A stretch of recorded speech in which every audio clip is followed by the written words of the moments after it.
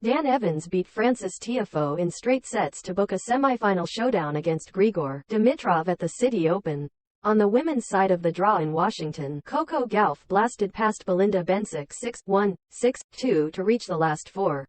Earlier in the day, Andy Murray's last 16 defeat at the hands of Taylor Fritz was interrupted by climate protesters in the first set. Dan Evans is through to the semi-finals of the Citi Open after beating Francis Tiafoe, but it was bad news for Andy Murray, who lost to Taylor Fritz in a LAST 16 match disrupted by climate protesters. Play was halted for around 5 minutes in the first set after 3 giant tennis balls were thrown onto the court. Protesters also displayed signs and chanted from the stands before being removed from the arena without incident. "I get they're protesting, but there's just got to be a better way to do it," Fritz said after the match. "I don't understand how people are going to get behind a cause when you're ruining everyone else's good time. It doesn't really make sense to me." When play resumed, Murray won a tight first set 7-2 in the tiebreak before losing in 3.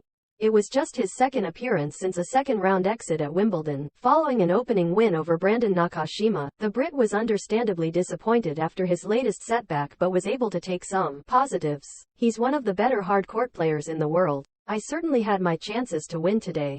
So that's a positive," Murray said. "But obviously you want to be getting through those matches. They were matches I have been used to winning.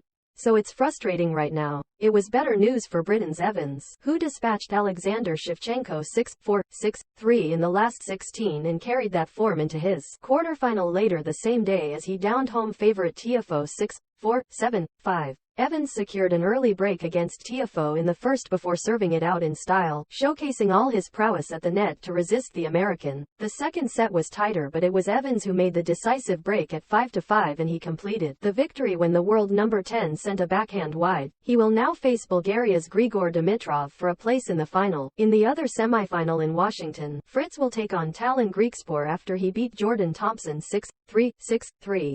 The number 1 seed took command early in both sets and never really looked in trouble, sealing his passage through to the last 4 by breaking the Australian's serve for the third time of the match. On the women's side of the draw, Coco Gauff was in devastating form as she dominated Belinda Bencic to book her spot in the semi-finals with a 6-1, 6-2 victory. Gauff was impressive behind both her first and second serve and put constant pressure on Bencic's serve, forging 9 break points during the encounter. She took 6 of them en route to the win and will now play Ludmila Samsonova for a place in the final. Jessica Pegula also reached the semi-finals, coming back from a set down to defeat Ukraine's Elena Svitolina in DC and set up a clash with Maria Sakkari. The American is the top seed at the tournament and was the heavy favorite against the wild card, but went down 6-4 in the first set in a match that went just over 2 hours. The duo had not played since they met at Indian Wells 2 years ago, and Pegula's head-to-head record is now 3-1 in her favor. It is the first time she has reached the semifinal of any event since April at Charleston.